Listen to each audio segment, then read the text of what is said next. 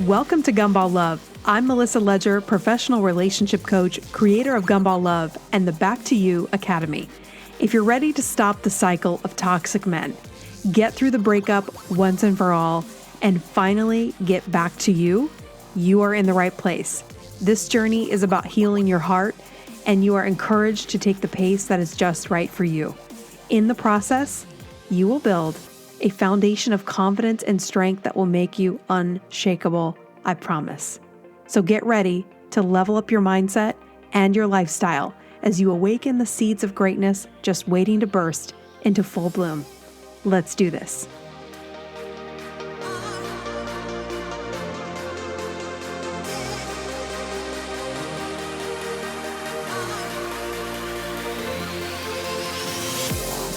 Welcome back to another episode of Gumball Love. I'm your host, Melissa Ledger.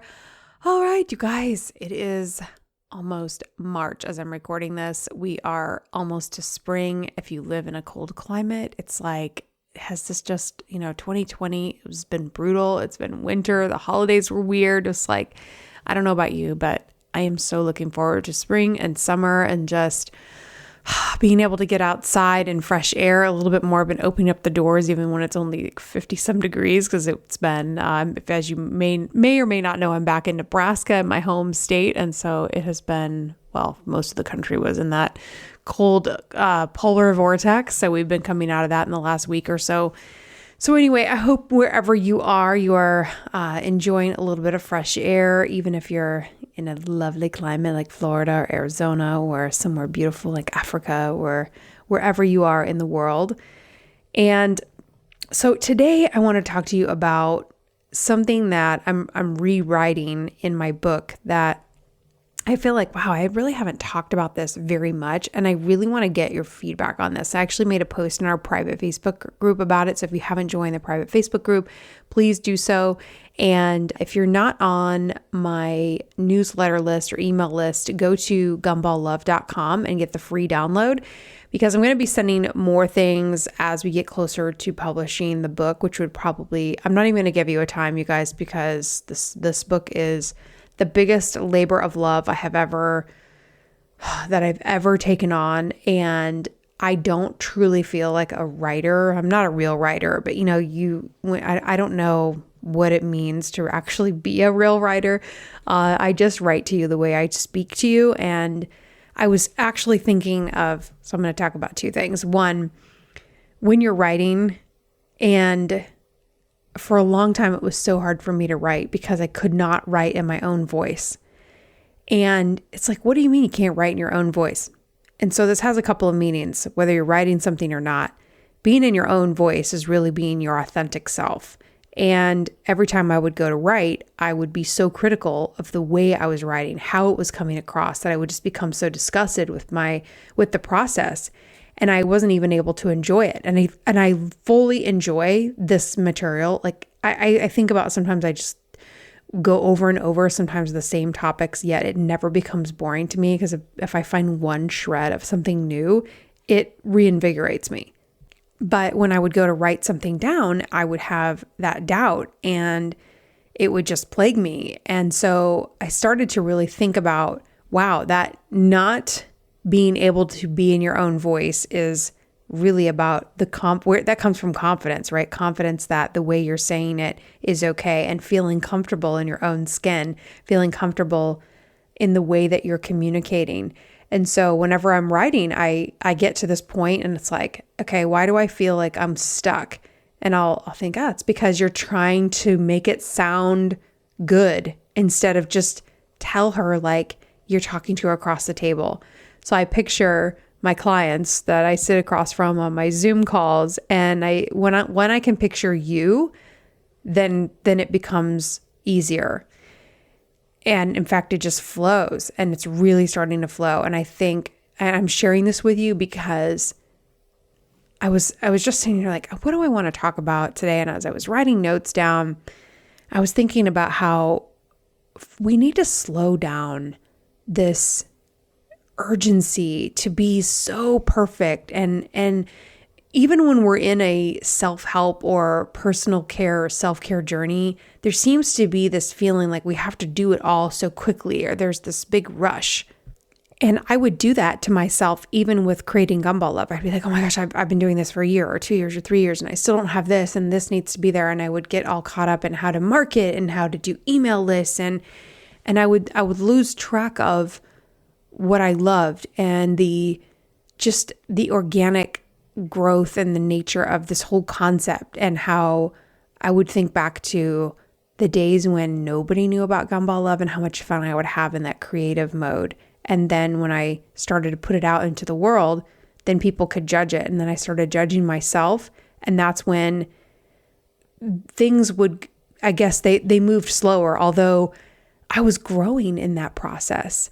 So even though I would beat myself up because I would think I was procrastinating, which totally I'm procrastinator by nature. In fact, before I did this podcast, I had to get all my laundry put away and get everything clean and organized, make myself a cup of tea and light candles. And I have, my desk is perfectly clean. I do, that is my sort of procrastination, but also I just have accepted this about myself, that when I sit down to work and create, I can't create with a messy house and dishes and, trash laying around. I've got to get that stuff clear. And so my biggest message to you is, man, give yourself some space and some time, and know that it's not going to be all perfect. And we're never going to arrive, whether that's getting the job that we want or meeting our significant other. I can't wait to share with you guys all the things that have happened to me since I connected with the love of my life. It's been a little over a year now, and I've shared some with you guys, but trying to respect his privacy, I didn't want to get into too many details, but he is willing to come on the podcast. And so I'm writing and we're trying to wrap up projects. And so I want to introduce you guys so much together on the podcast, but there's just so many things that I didn't get done before I met him. I still had stuff. I still had issues. I still had insecurities, things that I realized probably couldn't have gotten resolved or healed until I was faced with a real love, an actual person that cared about me and my future, my family, my dogs, all the things that I actually just couldn't imagine. Sometimes when we're just doing something day to day, it's like, wow, I'm constantly amazed by his ability to give and his willingness and the desire, and how different it looks from Gumball Guys, how different real love will look to you than any other experience.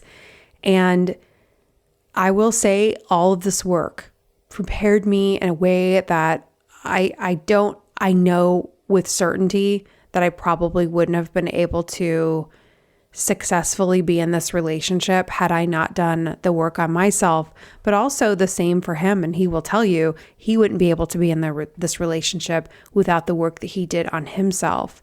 That said, what I want to tell you is I still had things I had to work on, and I'm still working on them. And so I want you to know that you will never be done. You will never arrive. You will never be perfect. And you're not expected to be perfect. And I think that it's a lot of times the little imperfections, or sometimes the big imperfections, are what are going to make you more real to each other. I mean, you cannot heal your whole past completely. There are hurts and pains that still come up, and there are quirks and little gremlins that pop out and insecurities. And I've gone through a lot of things where I have thought, wow, that was really crazy that I got all emotional and had all these fears come up. And I would think, and I've told you guys this before, where I would if I feel like in my own relationship, if I have a fear and I come up against it and I'm not afraid to go to him with a fear, but I know myself. And let me just give you this, let me just give you this the biggest tip and the biggest thing that I think that has saved me and saved so much stress on our relationship is when I feel a fear come on or I feel really offended by something, I challenge myself in a couple of ways. First, I look at the old app on my phone that calculates where we are in the female hormonal cycle. And I think, okay, let's check in and see, are your progesterone and your estrogen levels potentially dropping? Have you eaten? Have you drank water? Like, how are you emotionally? How are you chemically? Just checking in with that. And could that be contributing? It's so much easier if we ask ourselves than if a guy says, are you on your period? It's like, it has nothing to do with that. You just want to freak out because, you don't want it to be that. But I think if we just say, okay, I'm feeling a certain way. I'm going to check in and say, is this real? Am I really justified to feel this way? Before we go and have a conversation or get emotional. And sometimes if I feel emotional, I will just go be emotional by myself. And sometimes I just get all the way through it. And then I kind of laugh at myself later, like, wow, it's just, sometimes we really feel stuff. It feels completely real. We get upset. We need to cry. It's just part of being a girl. And I know guys go through this too, but it's just, they don't have periods. So I don't know, like we have to, actually there are people studying the male cycle more. So let's follow that together so we can blame them for stuff too. No, I'm just kidding. But you know what I'm saying? Like, let's check ourselves first. I'm a big promoter of writing those things down. Not in a big Dear Diary moment, but just, okay, what am I thinking? I'm thinking this, I'm thinking that, I'm thinking that I'm insecure about this, I'm feeling blah, and I just write it all out. And then it depends on the situation, right? Sometimes these things hit you at night. Sometimes like, am I going to wake him up and, because I'm emotional, or did I just create this? Because I always know that when I feel a certain way and absolutely nothing happened prior to that to make me feel a certain way, that I've just let thoughts snowball and create things out of thin air, then I have to take responsibility for that. Okay? So, and I think I've told you guys this before, and I'm telling you again because I want you to know that even though I created Gumball Love and people will say she's a relationship expert, I feel like relationship experts really don't exist. And what I mean is that nobody really has this 100% figured out. And so what I'm trying to do is help you take the pressure off yourself. Like, look, you're going to get into the relationship. You're going to find the love of your life. And then you're still going to have stuff. You're still going to have things that will come up, fears, gremlins from the past. There's a lot of stuff that I was just like, wow, I guess I didn't know this was still in there, because when you're not in a relationship, you're not being triggered. And so sometimes you can do a lot of work and self-care and get yourself to a very secure point. But until you're in the relationship, it's like, it was like when I practiced and practiced and practiced for a ballroom dance competition. And I had it built up in my mind to be a completely different experience. And then when I went through it, it was like, oh, now I get it. I got everything so much better. What my teachers were trying to say, it was like, oh, now I understand. So I can approach a competition completely different. And so the same is true. You have to you got to get in there again after you've done the work. So you can be in the gym and you can do the practice, but until you get on the stage again. So each performance, each competition will be different, and every relationship will be different. And so when you get in it, I just want you to, if you feel like, oh my God, why am I feeling like this?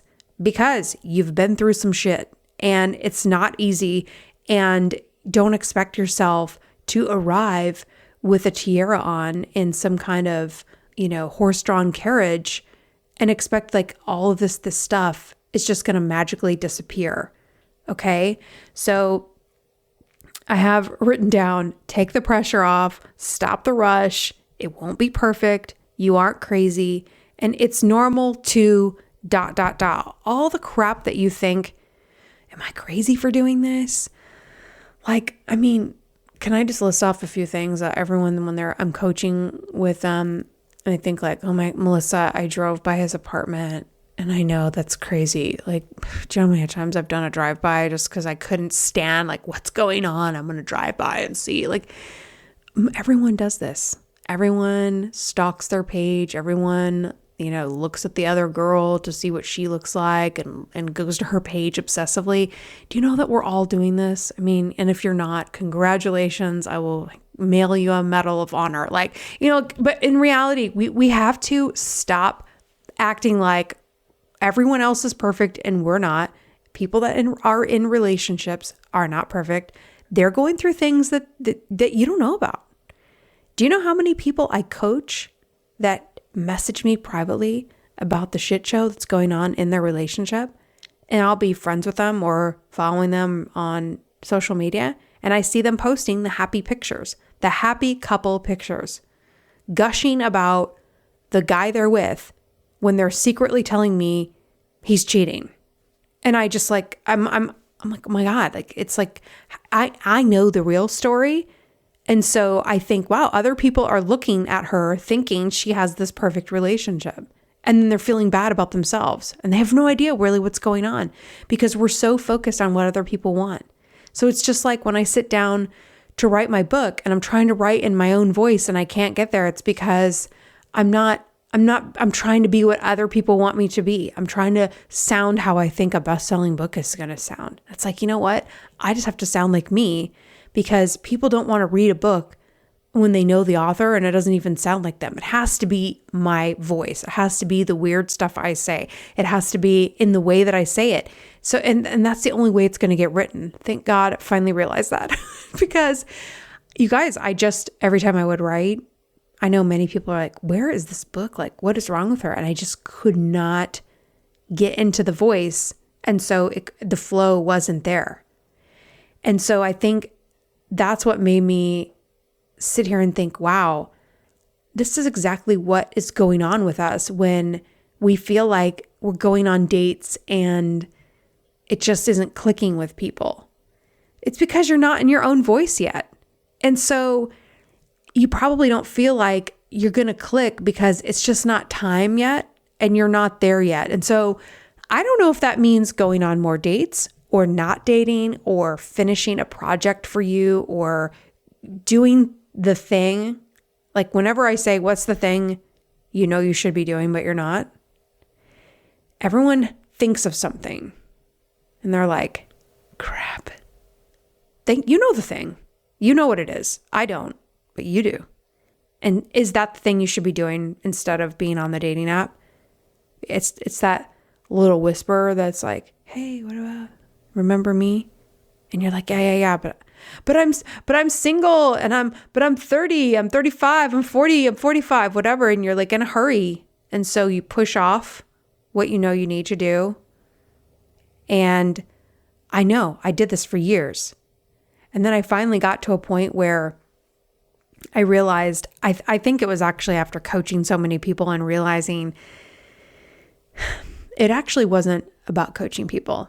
It was about, it was partly that, but what my mind immediately jumped to, what it was really about is seeing that married people were not happier than me. I had gotten myself to a point of being so happily single that when I was around my married friends and family members, which as I got healthier and healthier, I realized most of my close relationships were no longer with single women for the most part. Some are for sure, but like I have many more relationships with women that are in healthy marriages and healthy relationships. And I realized I'm not unhappy. And she's in a relationship, but I no longer feel like she has something I don't. And so that was the moment I realized a relationship will be great when it's the right one, but they still are work And I realized, I think that how right the person has to be for this to really work. And if it is not the right person, and it has to be, oh my God, you guys, there's just so many things that need to be right. When people say be picky, when people say focus on yourself and it will happen, it's true. And I used to think oh my God, I can't focus on myself. It's just going to waste time. I don't want to wait anymore. I'm tired of being single. I would get into these modes and then I would, and then you see one more person that you went to high school with get married. It's and once all those people, I watched every single girl that I went to high school with get married. And for the most part, they all stayed married. And it was what is my problem? And I would just get so hung up on that. And then but getting hung up on that is what created that delay. So now I believe for me, I was designed to do this. So every hole or every pit that I fell in, I was supposed to fall into it because I'm designed and my purpose is to do this. So I was the kind of person that if I fell in a hole, I would sit in the hole and analyze why I fell into it and what was going on. So now I can teach, I can teach the other side. But I don't believe that if you're listening to this, that is your calling. I'm supposed to be helping you avoid that. And so you don't have to do any of those things. So what I'm saying to you is, I want you to figure out okay, if you have to figure out how to be happy single. And I don't mean be happy with the idea of being single forever, but you have to figure out what is it that makes me happy without someone. And I know I'm going to tell you this over and over and over again, but today I want to tell you in a way that says, figure this out, but don't rush. Figure this out, but don't panic. Because the panicking creates a delay. Panicking and being afraid will make it take longer. And panicking will only make you doubt yourself more, which then creates more self-doubt, right? I mean, it's so, we have to believe in ourselves, and we have to believe. I did get to a point where I was okay, I have to believe that somebody will want to be with me. Somebody will appreciate what I have to offer. And that was the other side I wanted to share with you. Being in a relationship where someone appreciates me so much, we appreciate each other. We are so grateful for each other every day. And it's been over a year, and there's still, I remember reading somewhere that infatuation lasts 2 years. And I was thinking, 2 years? That's a long time for infatuation. Well, it will last that long because infatuation that is turning into real love or has become real love, it can stay alive because it's a slow burn. And that slow burn, it's still hot, right? Even something that slowly is burning is still hot. So there's such an appreciation. You guys, so many things that you will be so appreciated for that gumball guys would pick on you about. Things that sometimes I'm just wow, right now, he went for a drive to give me some time and space so I could write and do my podcast. He's all right, I'm just going to go for a drive and let you do your work. And he reminds me that I need to write. It's when are you going to write? You need to write this weekend. It's so important that you do that. Who's that? I just want you to know that what you think cannot possibly exist, exists. And that you will be so appreciated because I'm a huge giver.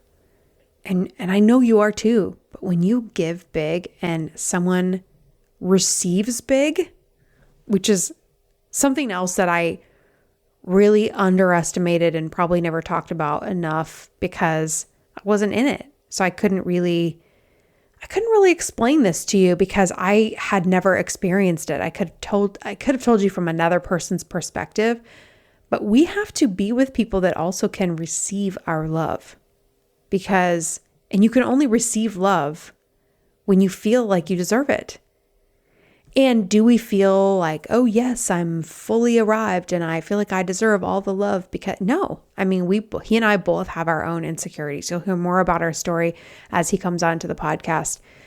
But we love ourselves enough to know how to appreciate and receive it. When he says, I love you, and I say, I love you, that I can feel him take it in, and I take it in, and it's like, I'm able to absorb it and appreciate it. Where the gumball guy, you give him love and he puts his hand up like, I can't take it. It's too much. I don't deserve it. I don't deserve you. But he wants that attention. So he wants the temporary attention, but he doesn't know what to do with the stuff that's really going to bring long-term and lasting love and connection. It's hard to receive real love if you are not in the right place. And so maybe that's you. Maybe you are not ready to receive the kind of love. I mean, let me tell you, we all think we want true love. When it comes into your life, it's pretty major. It's like, whoa, this person really loves me. I mean, it's like I'm still not used to it. And it's been over a year, just someone that actually, it's like, wow, so you really actually care. I mean, it's so like, something my sister and I would say, so you really actually care. Then like, we have to just keep, wow. So he's still proactively just thinking of you and thinking of me over and over and over again. Like he makes me a cup of coffee and I'm like, yeah, that's not going to last. Like the cynical part, but then he just keeps doing it just without, it's just like, so, hey, do you want this? Like just thoughtful, generous, kind, loving, funny, easy to be around. Like there's just no drama. It's so weird, right? When we're used to gumball guys, this is like completely foreign. And so I guess what I'm telling you is get ready, but take your time. Go easy on yourself. I mean, it's going to come in the right timing anyway. So it's like almost seems stupid for me to tell you even how to do it in any way. But because look, it could happen next week for you, or it could be 5 years from now. I don't know. I don't know what your thing is that you need to be doing that you're not. I don't know what you need to know about yourself so that you're ready. But I want you to just think about that. Are you ready for someone to really love you for everything that you are? Like all of your little quirks, your idiosyncrasies, all the little things. I never expected him to love the way I talk to my dogs. I actually used to hide my little dog voice that I make when I talk to my dogs. And then he helped me realize I have 3 different dog voices, one for each of my dogs. And actually there's 4. My mom and sister have a dog. I have 2 dogs, and I talk to them in 2 different voices. Do you want to hear the voices? So they're sleeping in their bed right now. I'm going to wake them up. But Charlie, hi, Charlie. Hi, Charlie. That's the Charlie voice. And then my mom's dog, her name is the Ritzpitz. And I talk to her like, hi, Ritzpitz. What are you doing? And then there's the loose goose. Hi, goose. Hi, little goose. I mean, it's like 3 different voices. And then my sister's dog is Gemma. Gem girl. We get real soft when we talk to Gemma. Hi, Gem girl. It's like so silly, right? I thought these were kind of like dumb things. So when I would be on the phone with him and I would greet my dogs, I would walk into my apartment in New York and be like, can you hang on just a second? And I would mute myself and I would do the whole, hi guys, and I would do the whole dog greeting. And then I'd be like, okay, yeah, I'm back. And I'd be in my normal voice. And I didn't know that he fell in love with me more by the way I talk to my dogs. And I was thinking, wow, I used to hide that because I thought he would think that that was stupid or silly or over the top. And so it's just stuff like that where you're like, wow, somebody is going to love all those little things about you. Sometimes I'm just, getting ready for bed, or we're doing something very every day. And it's like, wow, I'm just here in my life going normal Monday, Tuesday, Wednesday. And it's enough. It's enough. It's more than enough. And all the things that I thought were weird about me are my best attributes to him. And the same for him. Like he thinks he's a weird, we're both, let me just tell you, when you meet the right person for you, you're going to realize how weird you are. And you're going to love that that they're weird too, and that your weirdness goes together beautifully. And so even stuff like, do you guys remember, if you've listened to this podcast long enough, my love for Star Trek Next Generation, and my sister made fun of me relentlessly about how dorky it was and that I had to hide the fact that I would watch Star Trek Next Generation. What do you think the love of my life and I both watched when we were in high school? Star Trek Next Generation. It was like, so we dorked out about that. So as I'm saying, like, it's just going to work with the right person. And so the only work that you do on yourself is just knowing that you're lovable and learning to love those things about yourself and being prepared to receive that love. So this was not what I intended the podcast to be about. You know, I was going to actually tell you about, and so maybe I'll just save it for the next podcast, but I'll kind of start you on the next one. So we talk about love and we talk about how it's going to feel, and we want to be ready for it, and we want to feel confident, we want to meet the right person, all those things. But when I first started coming up with Gumball Love, and this is what I'm writing about right now, where did I learn about love in the first place?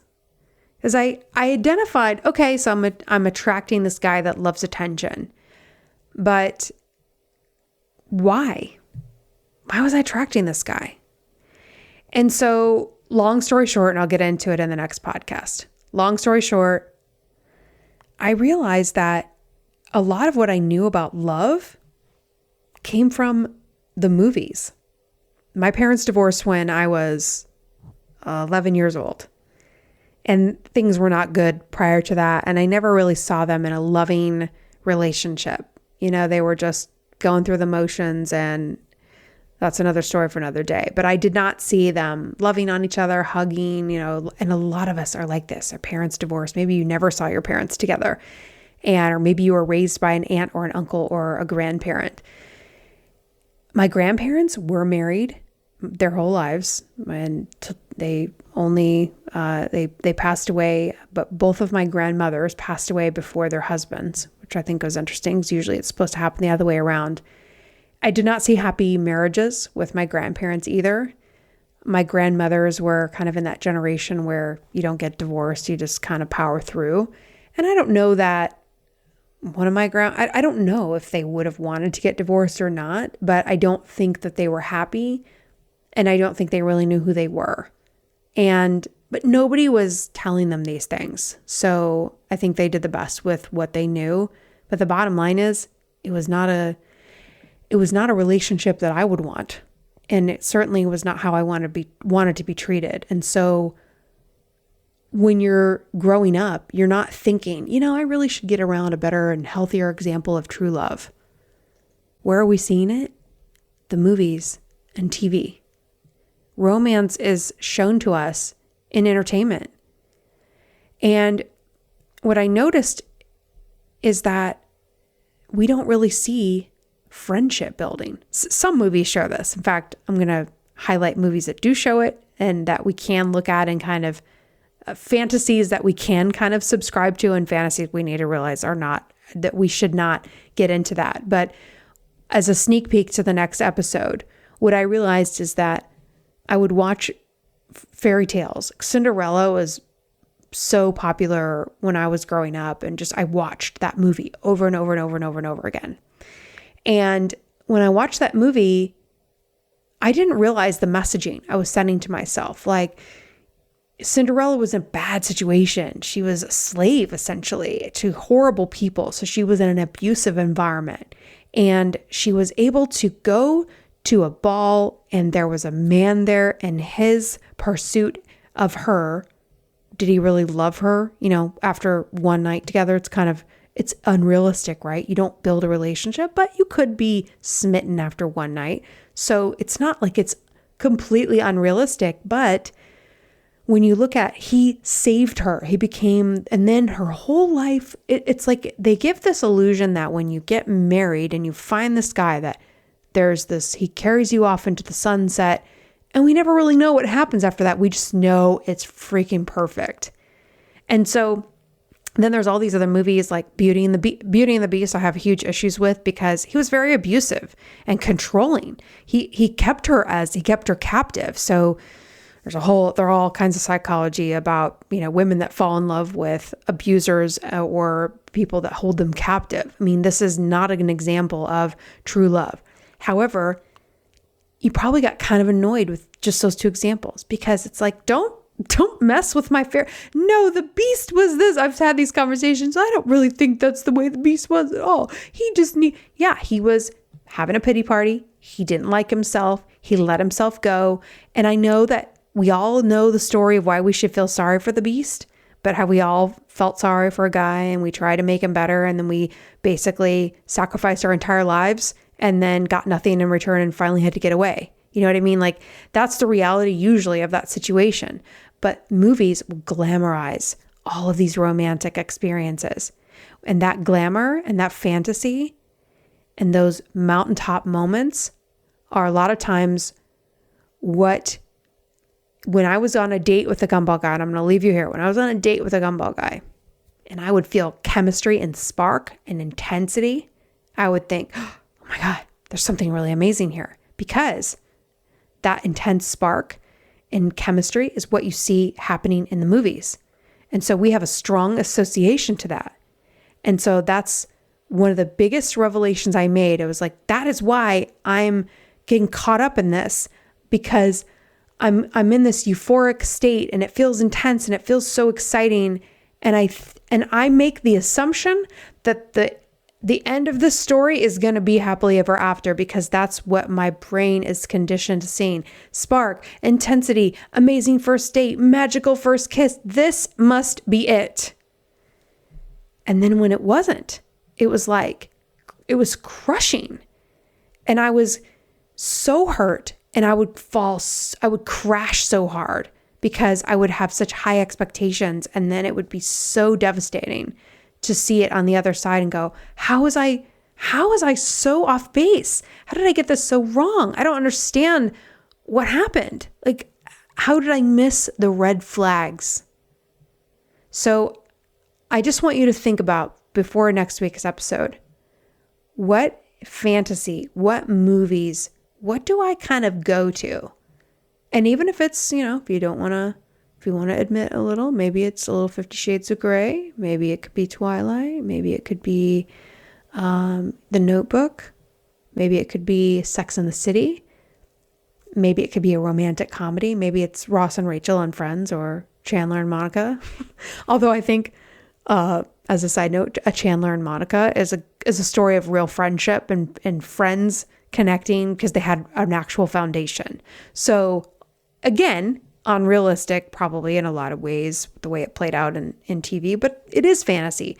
But what I mean by a Chandler and Monica is that's something that you could say, okay, that has friendship, that had foundation, that actually could be a possibility. It's not really that much of a fantasy for that kind of a situation to happen versus something else like Mr. Big, who left Carrie at the altar. After all that history together, he decides to leave her at the altar, but I really still wish she would have given him a few more minutes to explain himself. It's like, wait, I think he was just like, he just needed to say a few things, but you smashed the roses in his face and got in the car. I'm like, maybe you could have just talked for 5 minutes. Like, I hate that part every time. But like, that's the stuff where, when they end up together in the end, it's like, probably not. A Mr. Big fantasy is just where we cannot put all our hopes and dreams. You know what I mean? Like, it's so bad for us to fall for the bad guy, fall for the guy that is in so much pain, hates himself, can't get it together, and then think that our love is going to save him. That is not the fantasy that we can subscribe to, or that he is going to save you. That somebody that has money somehow has the ability to change your life. I mean, there are women that get all caught up in the Instagram husband where they think they're going to be on these fancy vacations. And sure, they look amazing. They have the outfits, they have the backdrop. It all looks good. But is it really good? I don't know. But you know what I'm saying? We cannot we cannot put the fantasy before reality. There has to be a happy medium. So we'll talk more about that. But as I leave you there, just ask yourself, where did you see real love? Did you ever see real love when you were growing up? And if you did you pay attention to it? I know people that say, Melissa, my parents were married and they're still married and they actually do love each other. And you may have not really taken it that seriously. You may have overlooked it and looked to fantasy as like, I'm not going to be like my parents. I'm going to be like the movies. All right, I'm going to leave you there. Thank you so much for tuning in. Until next time, I'll see you soon. Bye-bye. Thank you so much for listening. If you want more information or to schedule a private coaching session, or better yet, to join the next Back to You Academy, go to gumballlove.com. If you loved this podcast, I would love for you to share it with your friends. And if you really loved it, a 5-star review is the best compliment you can give. Remember, you are enough, you are right where you should be, and the only thing you have to do is keep going. I'll leave you with my favorite quote by Henry David Thoreau. Go confidently in the direction of your dreams and live the life you have imagined. Until next time, I'll see you soon.